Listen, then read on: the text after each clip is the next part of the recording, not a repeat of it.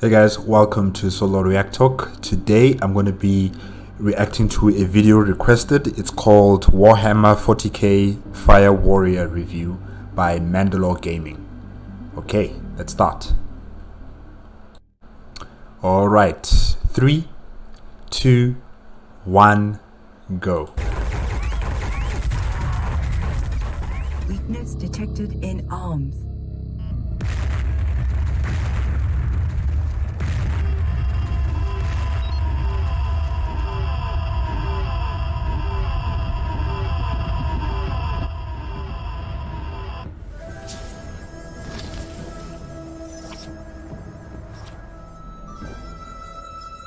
The Warhammer 40,000 franchise has been around over 30 years, and the games have never been far behind. With games like Space Crusade and Chaos Gate, they were doing well. The trend of making bank and good reviews in their strategy games kept going until fairly recently. That's when things got a little different. So the brand had done well with tactical and strategy games. However, despite being a perfect setting for it, they never made an FPS game. Unless you count Space Hulk Vengeance of the Blood Angels, and I don't. That's still more of a tactical game. It wouldn't be until 2003 that a true 40k first-person shooter was made. It would also be the only 40k FPS game for roughly the next 15 years. Okay, I just have to say this. I've played a lot of games in my life, and honest truth, Warhammer has never been on my radar. I don't know, maybe I'm not as a good gamer as I thought I was when I was younger. But honestly, Warhammer has never really been, in my game playing existence on computer or on the PlayStation console. From PlayStation 1, 2, 3, I've played a bit of 4, I haven't gone into 5, but really I have never really experienced playing a Warhammer game until very recently. I've started playing the Mechanicus, Warhammer 40k Mechanicus. That's the one that I've started playing right now. The one that Mandalore Gaming has reviewed. That's like the first Warhammer game that I've actually played. So this is all very new to me, and I'm also a bit surprised at myself that I haven't really, looked for games like this. I don't know. I can't explain it. Like, there's no excuse. I just don't understand why haven't I actually played games like this when I was younger. But anyways, let's continue. This was Fire Warrior. And right from the get-go, there's a lot strange about this. PlayStation 2 outlets were very positive on the game. Uncomfortably so. It was to the point I thought it was only on PS2, but no, it got a release on PC as well. See, it's right there. The only reason I found out was because a guy emailed me about it. After a quick search, it turns out the PC version's reviews were abysmal compared to the PS2. As far as I know, this isn't sold digitally either. On top of all of that, getting the game to start on a modern system is a challenge, and if you do, here's your in-game options. Audio levels. That's it. So first of all, I'm going to show you how to make this game playable at all. That's still a decision you might regret, but I can't stop you. First of all, the game has a launcher. Unfortunately, it hasn't been seen by modern human beings. This is because it appears to have issues with DirectX versions past date, which in computer years is basically going back to the fall of Rome. You could go back to that, or you can be a genius and just launch the exe from the CD or your image. You don't even need compatibility mode, so easy, right? Well, almost. Remember, the game has no in-game settings menu. It typically runs at a lower resolution, and I can't show you it. Whenever I try to put a clip of it in, it crashes a video editor, so this is the fixed version. Now, I haven't seen the launcher, but I've heard some nasty rumors about it. The good ones at least say that you could have changed your settings in it, so that means I must make a config file. After digging around, I found out how to make one in Notepad. These values are self-explanatory for the most part. Then I just save it next to the exe and it's good to go. At least that's what I thought. The standard carbine of the tower fires plasma pulse burst ammunition identical to that of the standard rifle. I can't deal with this crackling. Maybe you were around back in the day when sound cards were really being pushed, and this is kind of a part of that. At first, I thought I could force it to use EAX, but that didn't help. Fire Warrior uses some kind of software effects, but maybe they didn't install right. Either way, I've got to get rid of them. So now the game has lost all the echo effects, but the audio is crisp and clear. Honest truth, I would have given up on the game. Yeah. Luckily, Mandalore Gaming knows what he's doing. He knows what he's doing. But if it were me, Oh gosh. The lightweight carbine is a rapid-fire weapon and also mounts a photon grenade before they were halted in the Dalith system and a truce declared. Much better. So Fire Warrior is running. That's a good start. I loaded the tutorial, which is surprisingly somber. It's nearly dead silent. Okay, let's hit the range.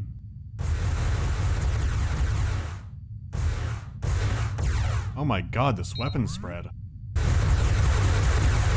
The aiming also feels a bit like being in a bubble of jelly.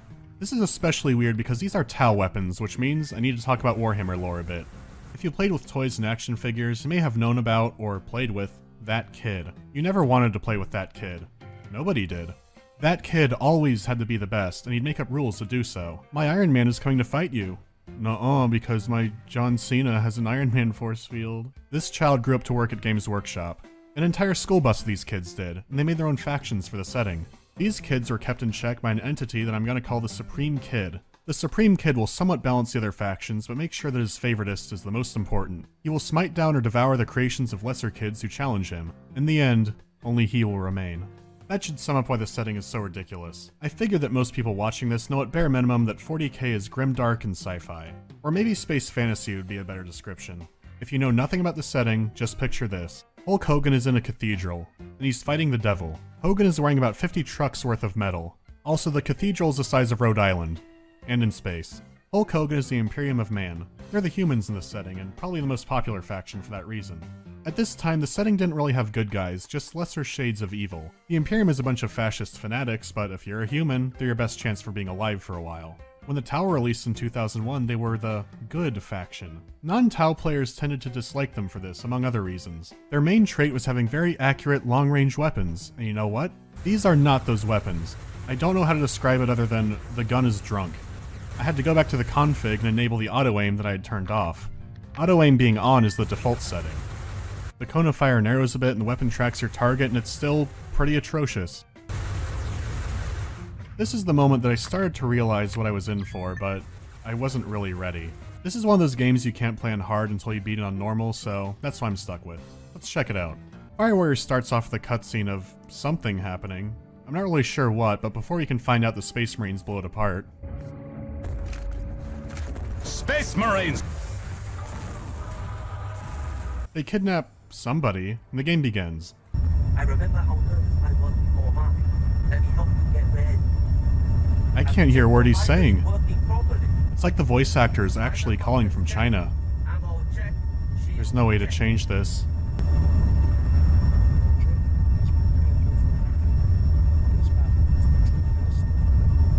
Is that him talking? Man, this game really does remind me of like PlayStation 2, PlayStation 1 kind of games. Like what Star Wars Battlefront 2. No, but Star Wars Battlefront 2 had better graphics than this one though. But yeah, it kind of reminds me of those kind of games. Especially the way they're moving around. It's funny. Whoa, what? As far as games made after 2000 go, I think Fire Warrior might have one of the strangest soundscapes of all. I've played games that use stock sounds, but never just a phone dial. The thing is, at least the phone dial sound is clear. A lot of levels will just have these alarms blaring half the time.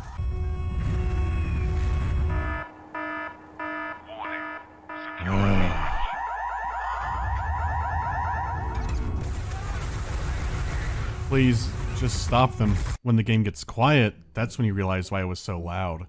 To hide all the sounds.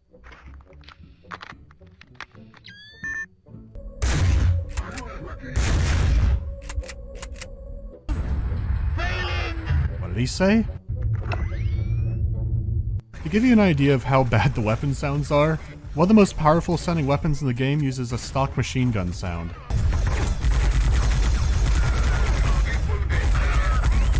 Of course, like almost every other weapon in the game, the spread on it is horrible. At several points I couldn't tell what was happening because the sounds were looping over each other.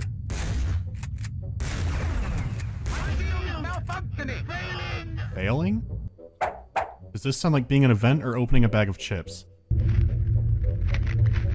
I understand working on a budget, but when you're taking field recordings of people opening snacks in a movie theater, it's not working out.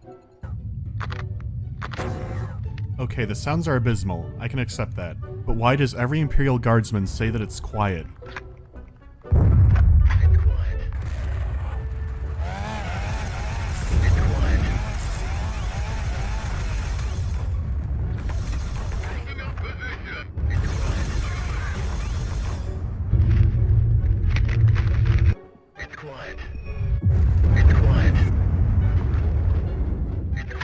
I am going to lose my goddamn mind.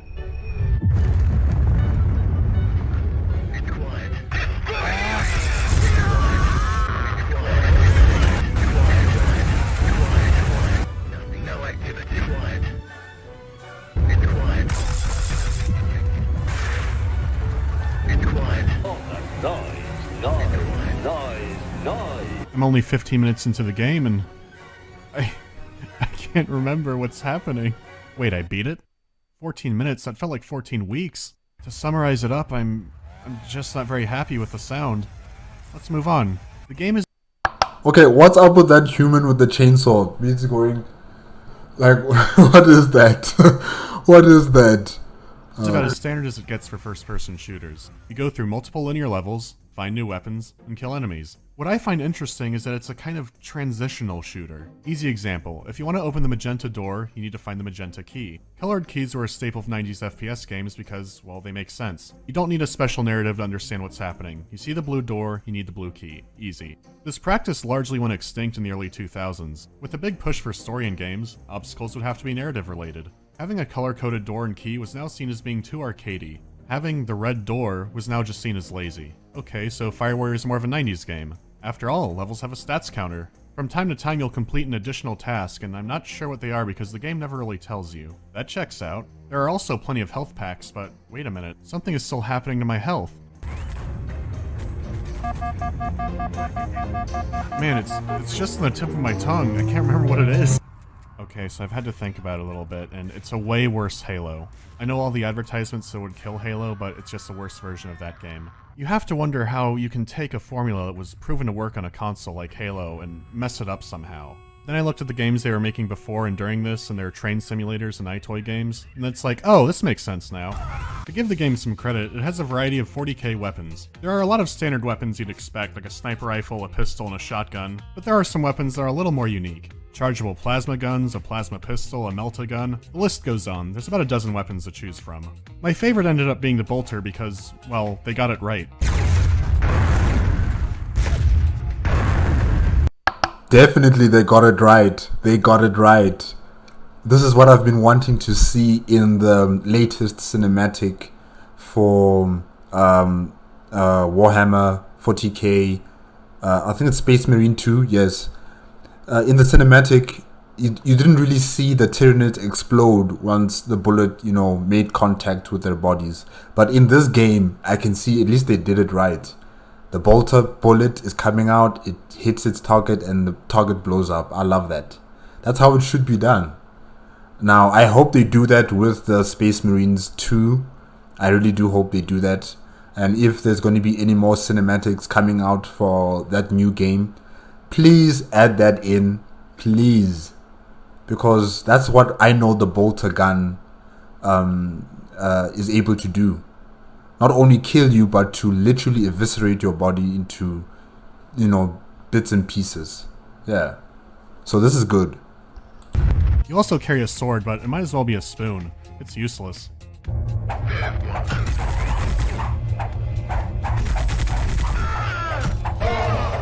It has close to no reach, and it barely does any damage.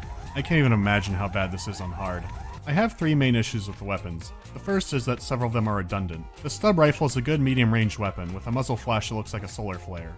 But the las gun does basically the same thing. The bolter is fun to use, but then there's a chaos bolter which fires a little bit faster and maybe does less damage. I can't tell because, you know, it's a bolter. If you don't know the lore, it fires 75 caliber rocket-propelled explosive bricks that were blessed in a church. The chaos bolter does the same thing except, I don't know, the rounds are blessed at a Marilyn Manson concert. My second issue is that you can only hold 2 guns. Except in rare occasions, you're only going to find ammo for your weapons on dead enemies. So putting down a rifle in exchange for a pistol with only 6 shots doesn't make any sense. Doing that discourages a player from experimenting, but it gets even worse than that. One of the weapons you're holding has to be a Tau weapon, and they're terrible. So even if you find 2 weapons you really like, you have to choose one because one of them will have to be a Tau weapon. To make matters worse, you don't get the second weapon, the carbine, until the midpoint of the game. That means you're only getting to choose one weapon for most of the game. But there is the Tau cannon. Also, look out for death animations. It's like they all want to win an Emmy.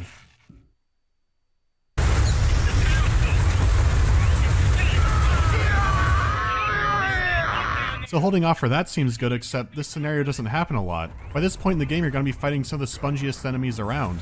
Having this would have been great in some of the earlier levels when there were swarms of guardsmen. Here, it's just wasted. You do get a rail rifle in the last levels of the game, and this is when Tau weapons are good. The rail rifle can zap a bad man right into the Shadow Realm.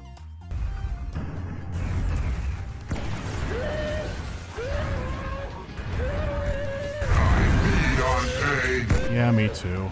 It is not a prize worth waiting for, and I'll come back to why. While I addressed it earlier, the biggest problem is the spread and aiming system. It doesn't matter if auto-aim is off or on, these things go all over the place. Even when it's on, sometimes it won't lock on right. It also has a tendency to lock on to nothing before going to the right target. You might be thinking it looks so obnoxious, you should just turn it off, and I would, but this is the better option, even if that result makes the game play like a buggy rail shooter.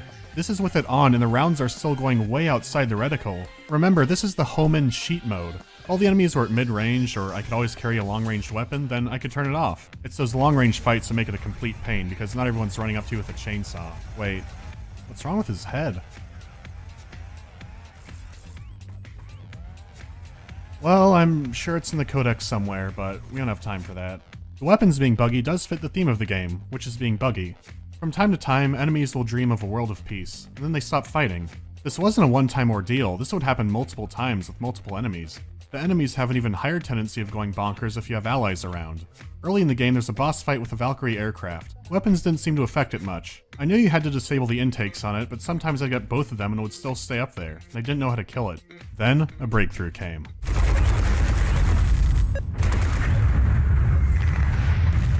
Well done. It killed itself.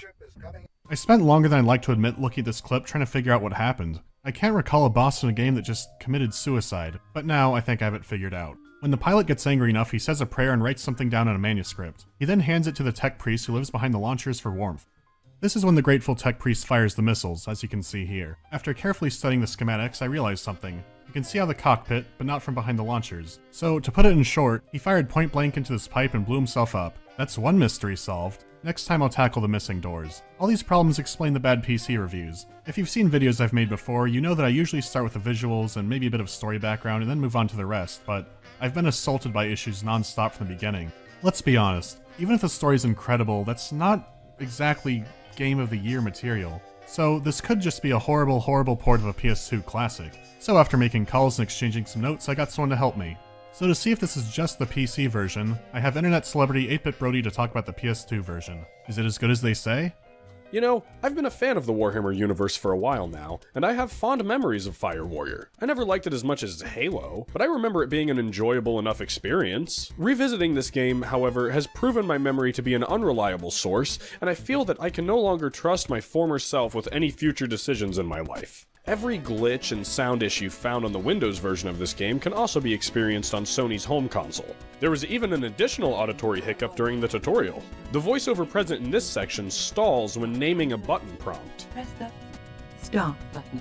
It's as though it's pausing to allow for different inputs to be stated for different versions of the game, made all the more strange by the absence of this voiceover from the PC release. The night vision is somehow worse, and I even discovered how to make my character fly using a ladder, in some sort of Douglas Adamsian fashion, by him seeming to simply forget how to fall. The most directly discernible divergence between the two games, however, are the controls. Let me give you a quick rundown. The joysticks are standard shooter affair. R1 and R2 are primary and alternate fire respectively. Circle is reload, pressing square swaps weapons, and X is your use command. Triangle, though, gets a special scenario mapped to him.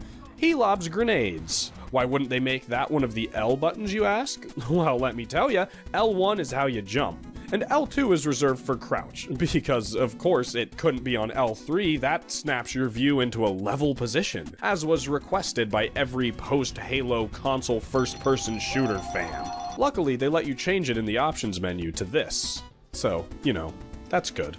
Going back and playing this, it's very hard to believe that a game was released with controls this poorly optimized 2 whole years after the first Halo hit store shelves, and only 1 short year before this very console had its own dedicated FPS in Killzone.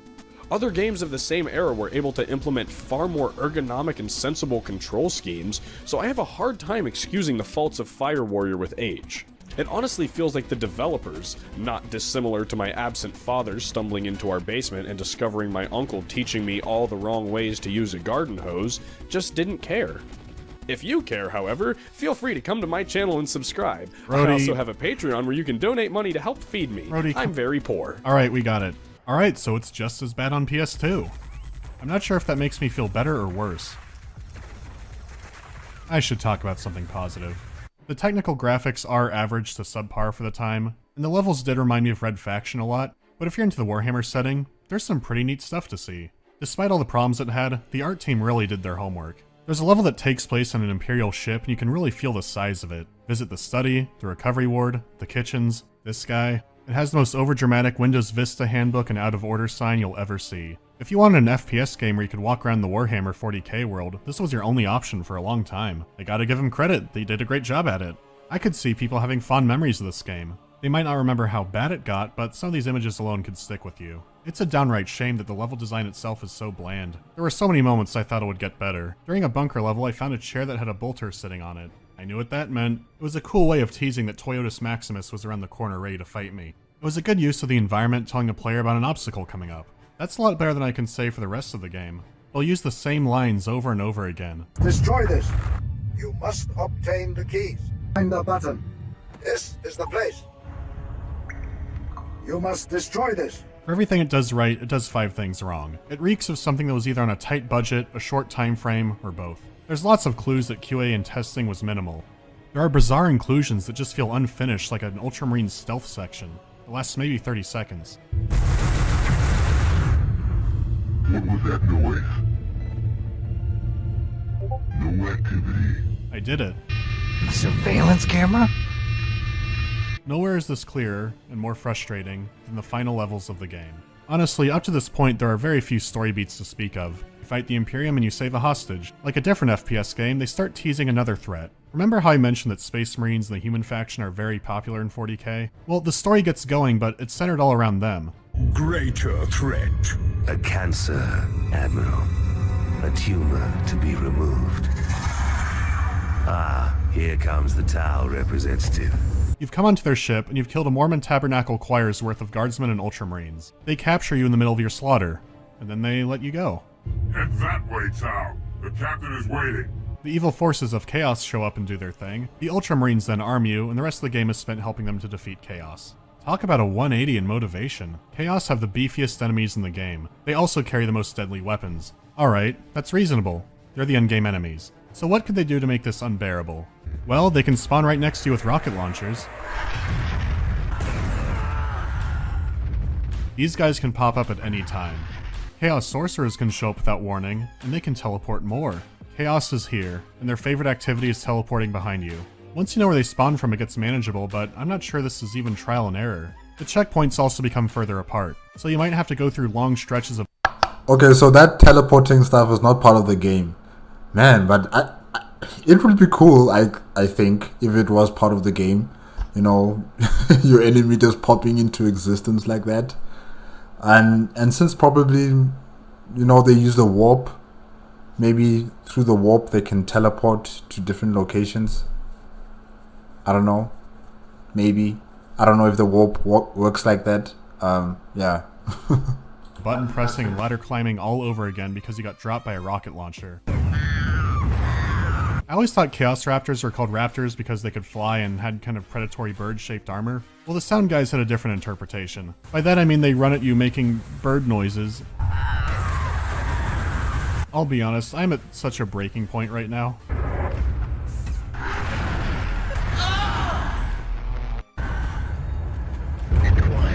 Oh, please God, no, not again. What? Okay, I'm just gonna say that this goes on for a while, and longer than it needs to because of, well, you know. So after walking through Tim Burton's Candyland, we get a boss. The seed of chaos in me. Severus is trying to transfigure himself by binding with a demon. He's trying to become immortal.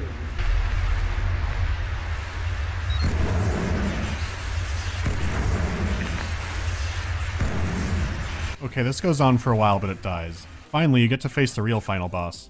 What he's saying isn't important because I can't hear it because it sounds like he's on a speaking spell.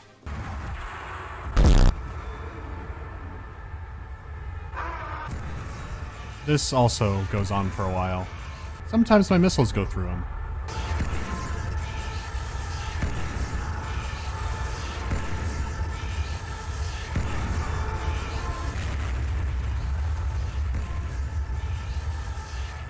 Oh, it's over. The Tau and the Space Marines are all friends and the game is over. It's actually a fairly short game, but that final stretch really pads itself out. It's not the worst game I've ever played, but very subpar. If it got a digital re-release with a sound overhaul, some bug fixes, and a 4-weapon limit, I'd probably say it's worth checking out if you like the setting. As it is, you're having to jump through a lot of hoops for a very... Whoa, is that Exterminatus? I think that is an Exterminatus order. Wow. Okay, the planet is really blowing up here. It's beautiful. Mediocre experience. I'm not good at formatting wikis, or else I would put this there, so I'll link my config file in the pinned comment until someone puts it up on there. Ultimately, Fire Warrior is a curiosity. It's an interesting example of two completely different design philosophies clashing together. At the same time, it's an excellent example of an outlet hyping up an exclusive purely because it's exclusive. That's it for me. Tune in for the racing game video. Kind of racing.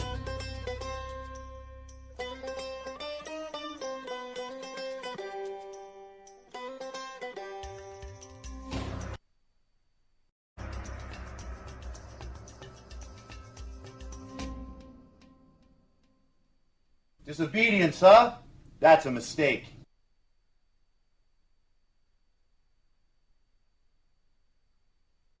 Well guys, that's it with Warhammer 40K Fire Warrior review by Mandalore Gaming. Yeah, I don't know if I would have played this game when I was younger. I don't know. Maybe I would have, and I would have fell in love with it as well. I'm just saying, like, now that I see the game as it is, or as it was, I don't think I would have enjoyed it. Yeah. But it's interesting to see that these games, especially for the Warhammer franchise, have been, you know, existing for a very, very long time. Ever since PlayStation 2 and onward from there. But honestly, like I've said before, I haven't really seen any Warhammer game like in game stores, or maybe they were there but I just wasn't looking at them, you know. I didn't see it as something that I'd want to obtain. So yeah, this was very interesting. The Tau, I don't think I've heard of this Xeno race before, the Tau.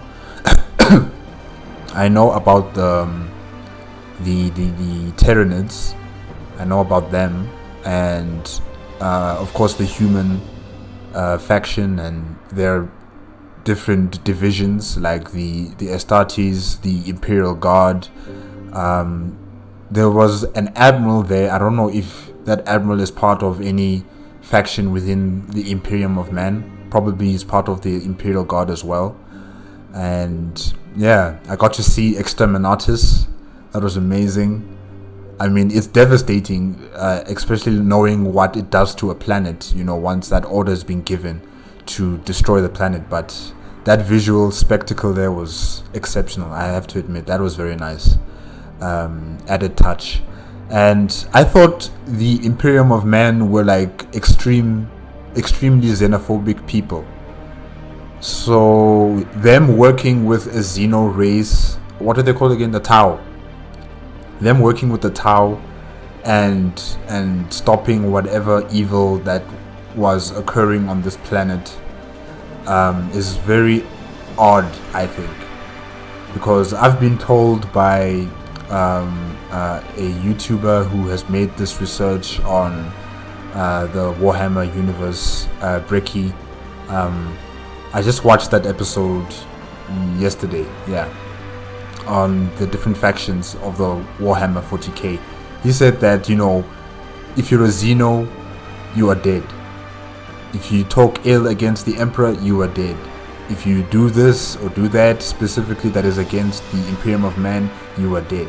So I would assume that, you know, the Imperium of Man would have killed all of these Tau soldiers, but instead they let them go on their merry way wherever they were going. Yeah, so it's a bit odd there. Okay guys, that's it for today with Mandalore Gaming. If you like the video, please give me a like, comment and subscribe to my channel. Click on the notification bell if you want to be up to date with my latest videos, and I will see you next time. Okay, bye bye.